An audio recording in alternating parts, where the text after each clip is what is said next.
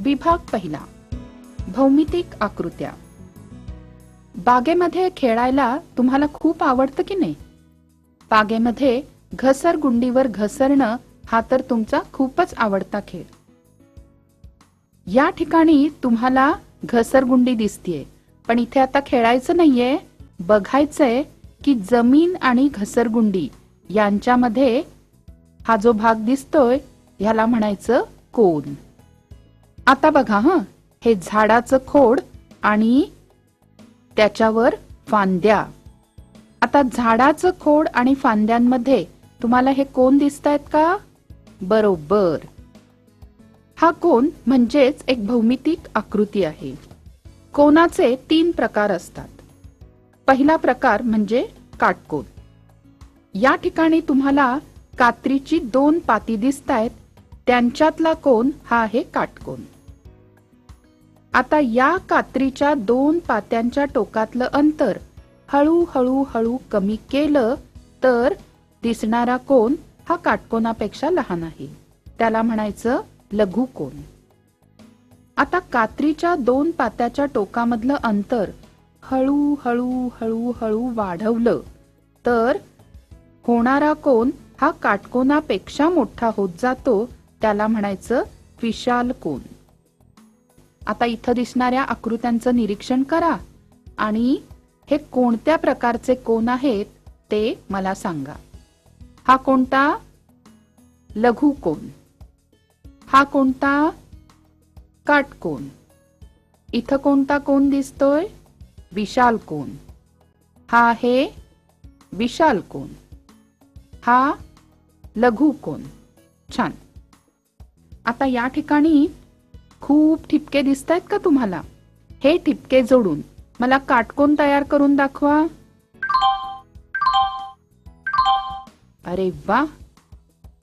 आता हे ठिपके जोडून लघुकोन तयार करून दाखवा. अगदी बरोबर. आणि आता ठिपके जोडून विशाल कोन तयार करा. अरे वा, तुम्हाला सगळे कोन तयार करता आले. आता आपल्या परिसरातले कोन बघूया. विजेच्या खांबानी जमिनीशी केलेला कोन काटकोन. शिडीने भिंतीशी केलेला एक कोन लघुकोन आणि भिंतीशी केलेला दुसरा कोन विशाल कोन. हाताचा अंगठा सोडून इतर लगतच्या 2 बोटांमधला कोन लघुकोन. यानंतर वर्तुळ. ही इथे दिसतीये बांगडी. हे आहे सायकलचं चाक आणि हे काय? बैलगाडीचं चाक. या सर्व वस्तू वर्तुळाकार आहेत. म्हणजे ही नवीन भौमितिक आकृती आहे, तिला म्हणायचं वर्तुळ. एक वाटी घ्या आणि ती कागदावर ठेवून वाटीच्या कडेनी पेन्सिल फिरवा. वाटी बाजूला काढा. आता कागदावर मिळणारी आकृती म्हणजे काय? वर्तुळ. आता एक वर्तुळ असंच कापून घ्या आणि त्याला एक घडी घाला. घडीने झालेली रेघ पेन्सिलनं गिरवा. ही रेघ म्हणजे या वर्तुळाची जीवा. आता पुन्हा एक वर्तुळाकार कागद घ्या आणि त्याचे 2 अर्धे भाग होतील अशी घडी घाला. पुन्हा घडी उघडा. घडीने दाखवलेली रेघ पेन्सिलनं गिरवा. ही रेघ म्हणजे वर्तुळाचा व्यास. मग वर्तुळाचा व्यास ही सुद्धा वर्तुळाची एक जीवाच आहे.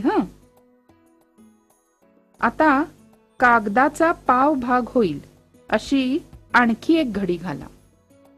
घडी उलगडा.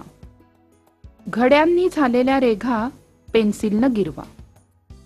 या रेघा एकमेकींना जिथं मिळतात तो बिंदू म्हणजे वर्तुळाचं केंद्र किंवा वर्तुळ मध्य. वर्तुळाच्या मध्याला आपण म हे नाव देऊया. आता वर्तुळावर कुठेही प बिंदू घ्या आणि पट्टीनं म प ही रेघ काढा. म प ही रेघ म्हणजे वर्तुळाची त्रिज्या. आता या वर्तुळाच्या आकृत्या बघा. आणि बाणांनी दाखवलेल्या रेघा म्हणजे वर्तुळाच्या संदर्भात काय काय आहे ते सांगा.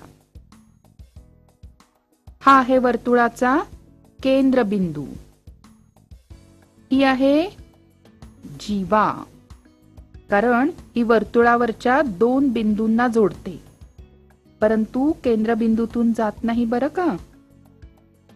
हा आहे वर्तुळाचा व्यास, कारण ही जीवा केंद्रबिंदूतून जाते. आणि ही आहे वर्तुळाची त्रिज्या, वर्तुळावरच्या एकाच बिंदूला आणि केंद्रबिंदूला जोडते. आपण कंपासच्या सहाय्यानेही वर्तुळ काढू शकतो. वाटी घ्यायची गरज नाही. मग कंपासचं पोलादी टोक आणि पेन्सिलचं टोक यामध्ये योग्य अंतर घ्यायचं. कंपासचं पोलादी टोक घेतलेल्या बिंदूवर स्थिर ठेवायचं आणि पेन्सिलचं टोक फिरवून वर्तुळ काढायचं.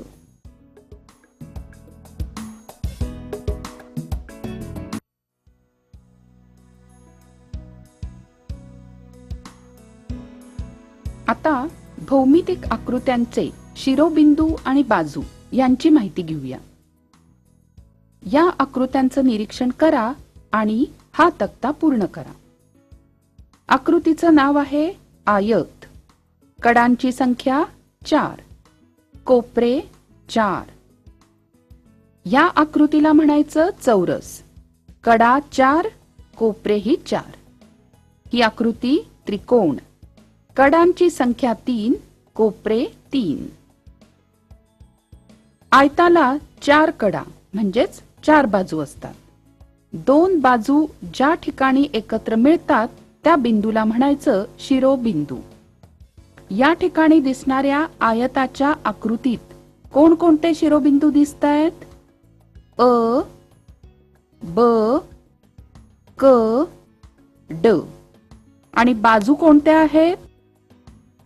बाजू अब, बाजू ब क, बाजू क ड, बाजू अ ड. छान. आता आयताच्या समोरासमोरच्या बाजू समान लांबीच्या असतात. म्हणजे कोणत्या बाजू समान लांबीच्या असतील? बाजू अब आणि बाजू कड, तसंच बाजू ब क आणि बाजू अड. छान. आयताचे सगळे कोन काटकोन असतात, म्हणून आयताला काटकोन चौकोन असंही म्हणतात. आता ही आकृती कशाची आहे? चौरसाची. चौरसाला 4 शिरोबिंदू आणि 4 बाजू. तर आता शिरोबिंदू कोणते सांगा? प, म, र, स. आणि बाजू कोणत्या? बाजू प म, बाजू म र, बाजू र स, बाजू प स. छान. चौरसाच्या सर्व बाजू समान लांबीच्या असतात आणि सर्व कोन काटकोन असतात. आता त्रिकोण. या त्रिकोणाचे 3 शिरोबिंदू कोणते? य, र, ल. आणि 3 बाजू कोणत्या? बाजू य र, बाजू र ल, बाजू य ल. छान. म्हणजे त्रिकोणाला 3 शिरोबिंदू, 3 बाजू आणि 3 कोन.